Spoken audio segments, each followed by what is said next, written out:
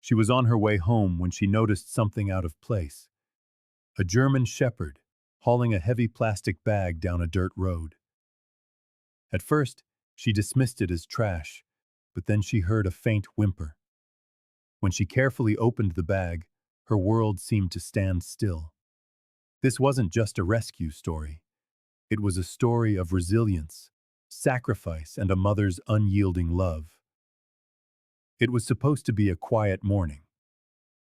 Carolina Martins, a 42-year-old woman, was on her usual walk down Rua dos Coqueiros, a partially paved lane that wound between fields and wooded patches on the edge of her neighborhood. She loved the peace of it. No traffic, no city noise, just the song of birds and a gentle breeze. But this morning, something was different. A strange sound, the scrape of plastic on gravel, followed by a growl deep and tired, drew her attention. Slowing her pace, Carolina neared a thicket where the asphalt gave way to loose earth, and there she saw her. The German shepherd, her body thin with ribs showing, was dragging a heavy white plastic bag tied at the top. The sack bumped and scraped along the ground as she pulled it with her teeth. Her coat was a matted, dirty mess, with patches of fur missing from her hind legs. She had a slight limp, favoring her left paw, but her eyes were fixed forward, filled with a raw determination. Carolina stopped dead in her tracks. She had seen strays before, but never anything like this. As she slowly reached for her phone, the slight rustle of her movement made the dog pause. She dropped the bag and whipped her head around, and in that instant, their eyes met. Carolina's heart hammered in her chest. This wasn't a wild animal. This was a mother. She knew it from the dog's posture. The way she half shielded the bag with her body, ears back, tail low but alert. Something important was inside. Kneeling carefully, Carolina spoke in a soft tone. "Hey, pretty girl. It's okay. I'm not going to hurt you." The dog didn't growl or run. She just stood her ground, and then, as if granting permission, she took a slight step back. Heart pounding, Carolina moved forward cautiously. The bag was torn slightly on one side, caked with dirt. As she pulled it open, what she saw stole the air from her lungs. Inside, 3 newborn puppies, their eyes still sealed shut and no bigger than her hand, were huddled together, trembling against a worn, old cloth. They were barely breathing. One let out a tiny, raw whimper. Carolina fell to her knees, whispering, "Oh my God." When she looked up, she saw the mother dog watching her in silence, and tears began to well in her eyes. This dog wasn't abandoning her pups. She was saving them. "You brought them here, didn't you?" Carolina asked, her voice trembling. The dog let out a soft whine, almost a whisper. Without a second thought, Carolina pulled off her sweatshirt. Gently, she lifted the puppies from the bag, wrapping them in the warm fabric. They were freezing, far too cold for pups so young.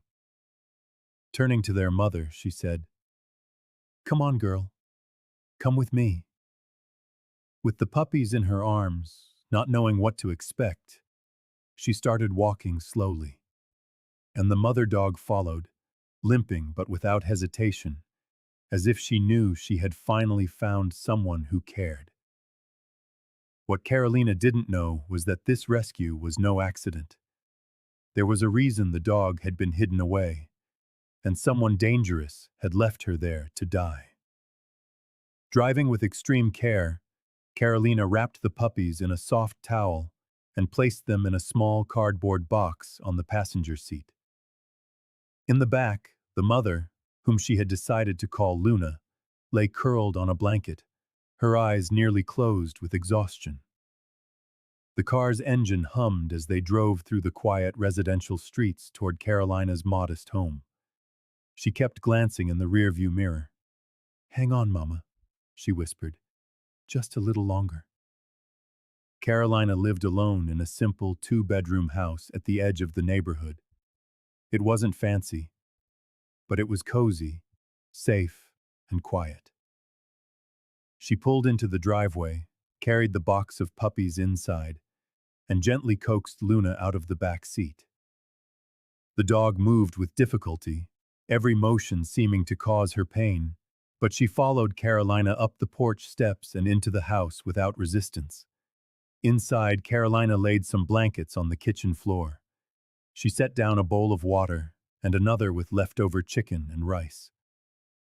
Luna sniffed the food, took a few tentative licks, and then collapsed onto the blankets with a sigh of deep exhaustion. The puppies whimpered softly in their box. Carolina placed them beside their mother, and almost immediately, Luna began to lick each one clean. The gesture was slow and deliberate, as if she was forcing herself to be a good mother through the haze of her own weakness. Carolina knelt beside them. "Good girl," she murmured. The dog didn't look up, just continued to nuzzle the smallest pup, nudging it closer. It was then that Carolina noticed it, a patch of dried blood on the dog's side. Moving closer, she saw that just behind her front leg, half hidden by fur, was a deep, ragged cut. It was swollen and red, crusted with old blood. The skin around it was raw and angry. Carolina's stomach turned. "Oh, you're hurt," she said, her voice unsteady, reaching out a hand to gently touch the wound. Luna flinched, and Carolina pulled back instantly. "It's okay.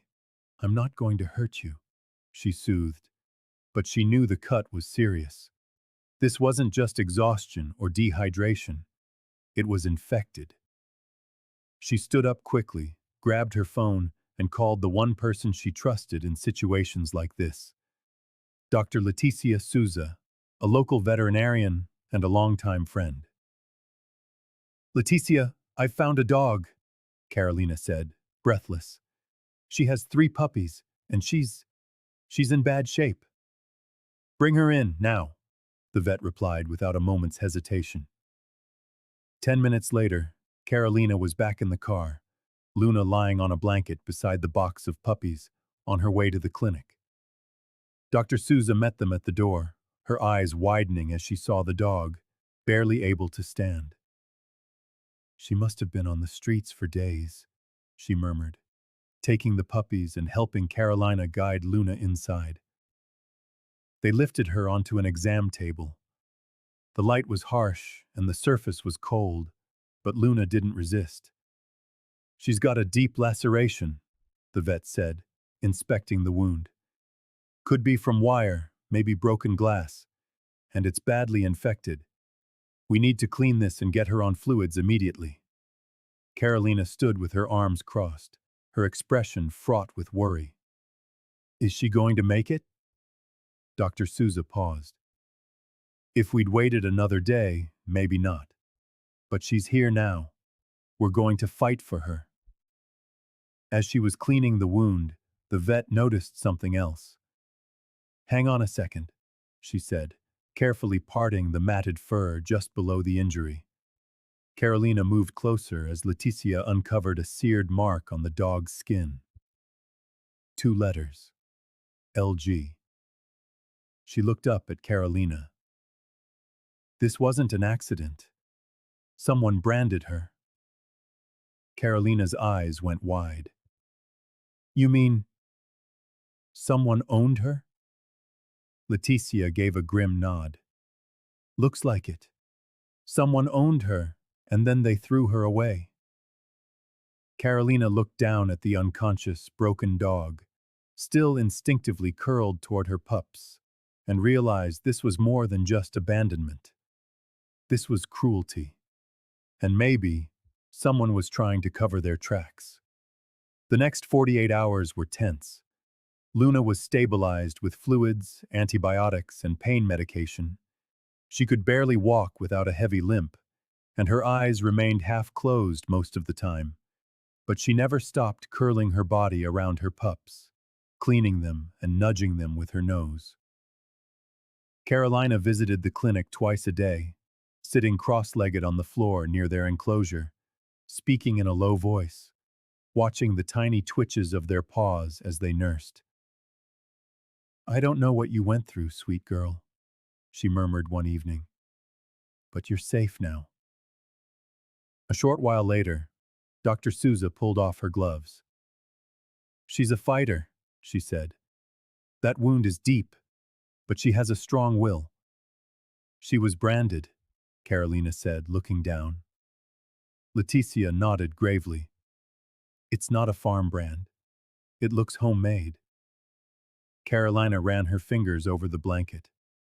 "I want to know who did this, where she came from, who treated her like trash." Leticia met her gaze. "Are you sure you want to go back there?" "Yes," Carolina said, without a trace of doubt. The next morning, she drove back to Rua dos Coqueiros, parking in the same spot where she'd first seen Luna dragging the bag. The air was colder today, the street more silent. She stepped onto the path, her heart thumping, and scanned the ground. There, at the edge of the grass, was the flattened trail Luna had made, dragging the plastic sack over the gravel and through the weeds. Carolina followed it, a path of crushed leaves and disturbed earth that led her into a small, wooded area. After about a 5-minute walk, the trail ended at the edge of a dry ditch. There, she found a pile of damp towels, remnants of food packaging, and a torn bag of dog food. Nearby, a filthy, overturned plastic bowl lay next to a piece of rusted, half-buried wire. There was dried blood on its tip. Her heart sank as she knelt. Someone had made a crude shelter here, a place where Luna and her pups were meant to be left behind. She took out her phone and began taking pictures. As she turned to leave, she noticed another trail, separate from Luna's tracks. These were deeper, wider, the prints of heavy work boots. They didn't lead back toward the road, but deeper, toward a small farmstead about 300 yards away. She froze. The house was small, with a rusted roof and an old pickup truck parked out front. There was no sign of movement, but something felt deeply wrong. Zooming in with her phone's camera, Carolina could just make out a kennel behind the barn. Suddenly, it all made sense. The brand, the wound, the makeshift den from which Luna had escaped. She had dragged her puppies all that way, down that rough path, to find help. Someone had locked them away, and they might still have other dogs in the same conditions. Her heart pounding, Carolina backed away quietly and drove straight to Dr. Souza's clinic. She walked in and said with a new firmness, "Call animal control. I think I found something." Inside her enclosure, Luna weakly lifted her head as Carolina knelt beside her. The puppies stirred. "I saw where you came from," Carolina whispered. "You weren't just abandoned. You escaped." But what Carolina didn't know was that someone had been watching her that morning, and they wouldn't let her come back. 2 days later, an early knock on Carolina's door startled her awake. She opened it to find Officer Ricardo, a tall man in his 50s with graying hair and a badge clipped to his vest. Beside him stood Officer Camilla, holding a clipboard, her gaze calm and focused. "Are you the one who called about the dog?" Officer Ricardo asked. Carolina nodded. "Yes. Her name is Luna. She's at the clinic with her puppies." Ricardo exchanged a look with Camilla. "Let's go see where you found her." The drive back to Rua dos Coqueiros was quiet and tense. Once there, Carolina led them into the thicket, her heart racing with every step. Down in the ditch, Officer Camilla knelt to examine the torn feed sack, the bent piece of wire, the dried blood on the metal. She said nothing, but her expression confirmed this was no accident. Ricardo stroked his chin. You said she was dragging a bag from here. Yes, Carolina confirmed. With the puppies inside. Camilla stood, her eyes scanning the area. That's not just survival instinct, she observed. That's a mother doing everything she can. They followed the second trail, the boot prints, until they reached the edge of an open field facing the rundown farm. Camilla raised a pair of binoculars. The truck is gone, she said. But I saw movement behind the barn. Ricardo keyed his radio. We're going to take a look. They crossed the field carefully, trying not to announce their presence. As they neared the barn, the sounds became clearer. Barks, whimpers, the clang of metal on metal. What they found made Carolina's blood run cold. 5 cages, each holding a dog. Not proper kennels, but cramped, filthy, stacked cages where the animals could barely turn around. Some had patches of missing fur. One had an open sore on its paw. They all stared at the newcomers with vacant, wide-eyed stares. My God, Carolina whispered. Camilla was already recording with her phone. This is a clear-cut cruelty case. Ricardo knocked firmly on the barn door. No answer. He knocked again, then pushed the door open. A foul stench of rotting food, feces, urine, and something worse rolled over them. Inside were at least a dozen more cages, some empty, some occupied. In one corner, a dog lay unnervingly still. Ricardo swore under his breath. This is a full-blown puppy mill. With trembling knees, Carolina asked, You mean, this is a backyard breeder? Camilla replied in a low voice. Low-cost, high-turnover sales. They work the dogs until they can't reproduce, then they dump them. Or worse. Carolina turned away, fighting back tears. Camilla kept recording. We'll need warrants, but we have more than enough to open an investigation. Ricardo stepped outside to call for backup, while Carolina lingered by the cages. A brown mutt with cloudy eyes pressed its muzzle against the wire.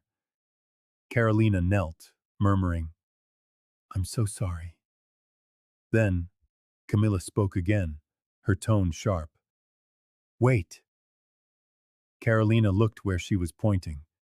Hanging on the barn's inner wall was a metal branding iron, and next to it a hand-drawn list of initials and numbers.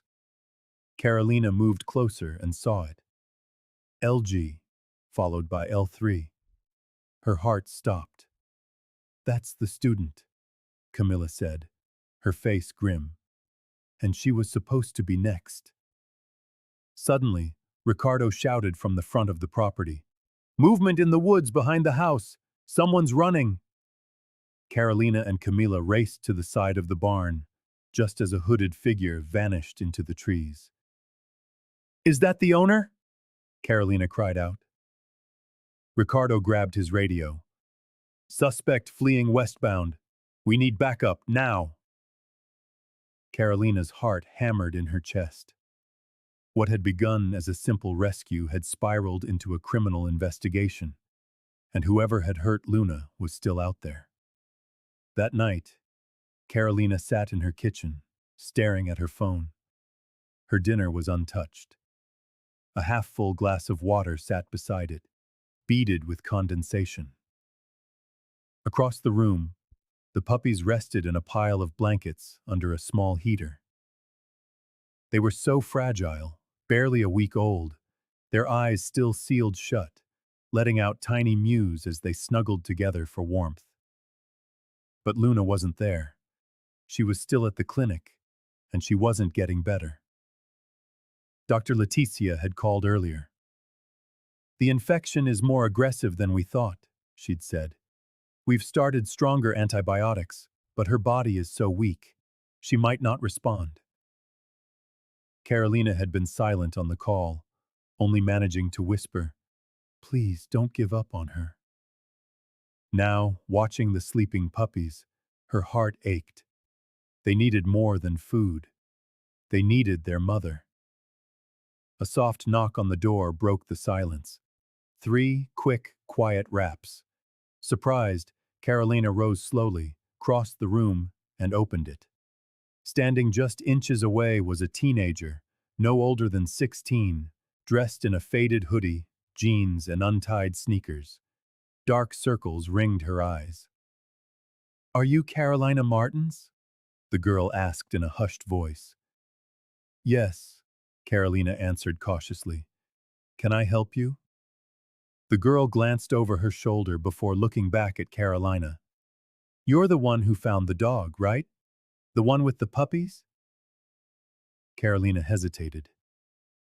"I am." The girl shifted her weight. "Can I come in, just for a minute?" Something in her expression made it impossible for Carolina to refuse. She opened the door wider, and the teenager stepped inside, her gaze going straight to the puppies.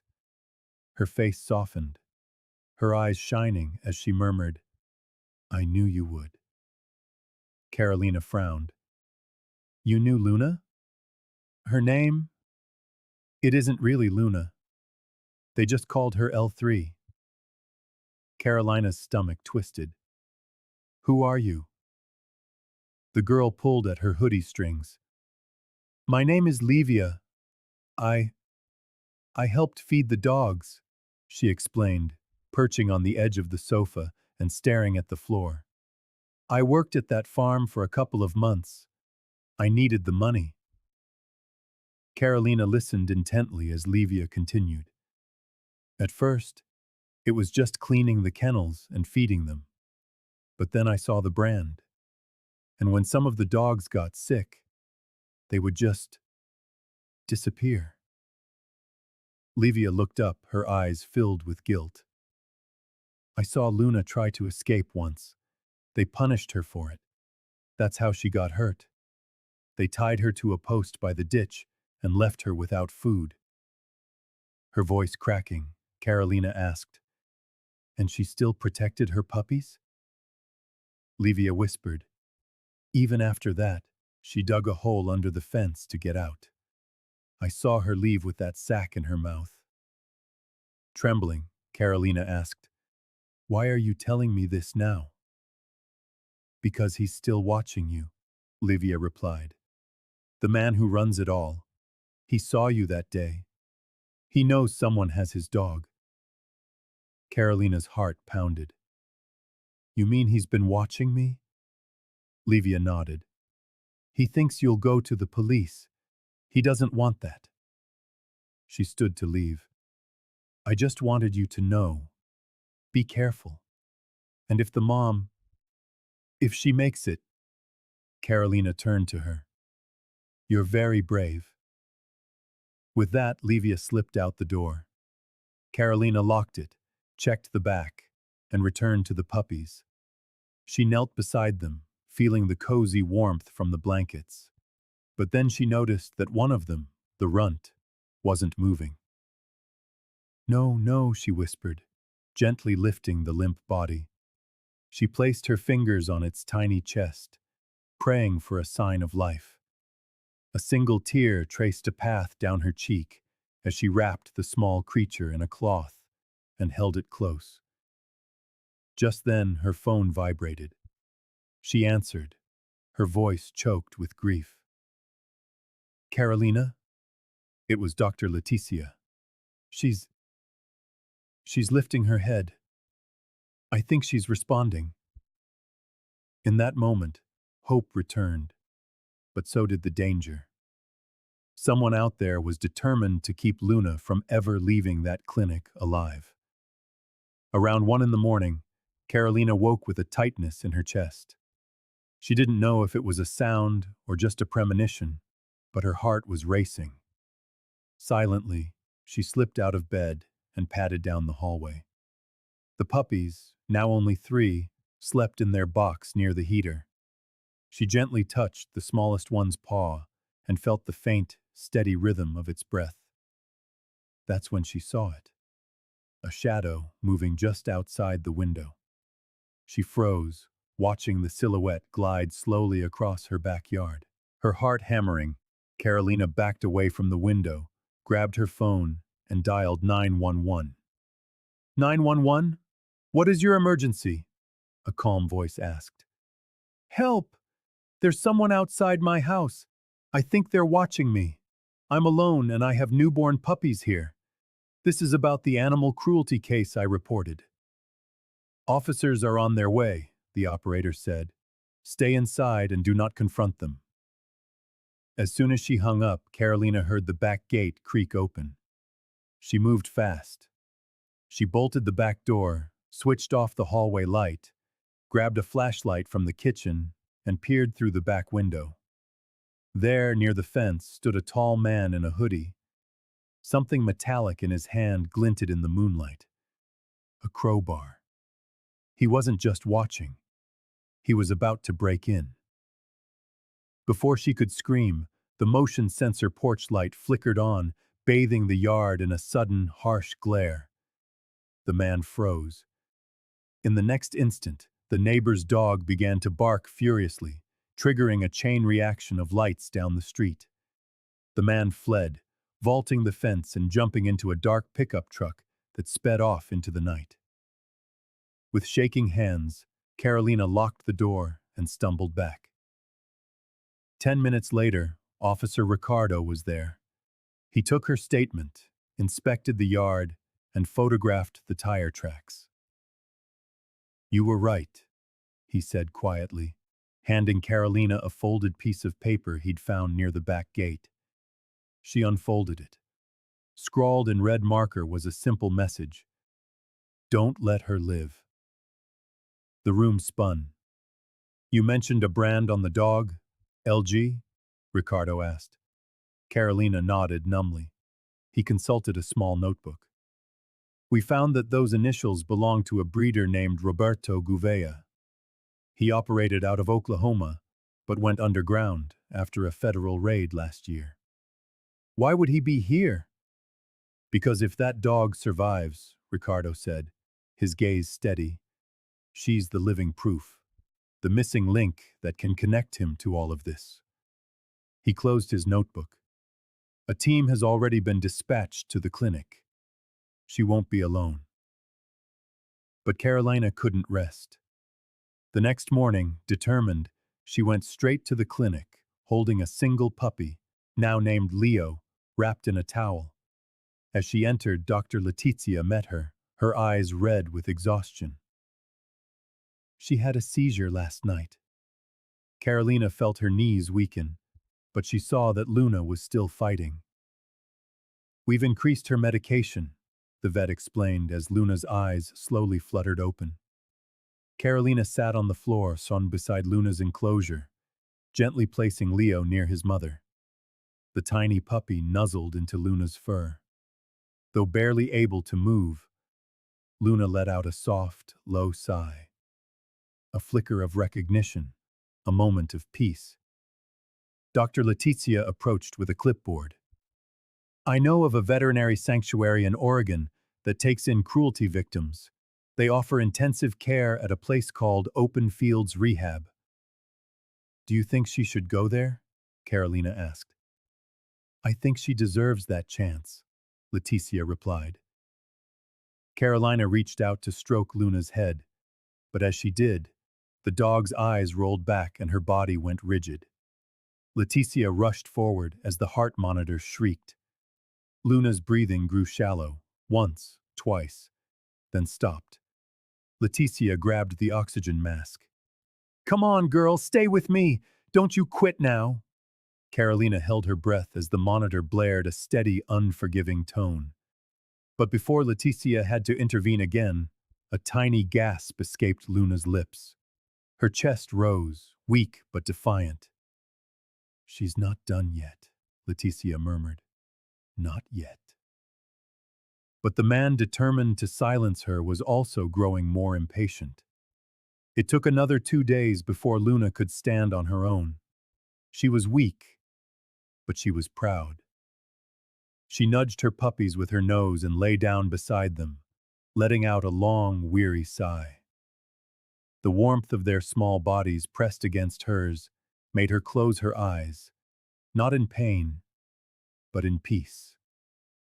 Carolina had stayed by her side the entire time, a tireless vigil. She made it, Leticia said softly. Most wouldn't have. Carolina smiled through her tears. She's different. Soon, the news spread. After the police raid, the local media picked up the story. The 6 o'clock news aired footage of the rescued dogs, the branding iron, and a photo of Luna with her 3 puppies, her side still bandaged. People wept, they raged, and donations began pouring in.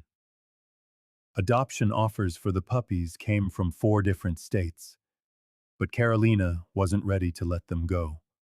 Not after everything. A few days later, Officer Ricardo returned to the clinic, a document in his hand. "We got him," he announced, explaining that Roberto Gouveia had been arrested just across the state line, trying to flee in a van loaded with 4 caged dogs. His papers were fake, his identities fraudulent, but his fingerprints told the truth. He was now facing federal charges. Carolina finally let out a breath she hadn't realized she was holding. He'll never hurt her again. No, Ricardo said, watching Luna gently lick her smallest pup. He won't.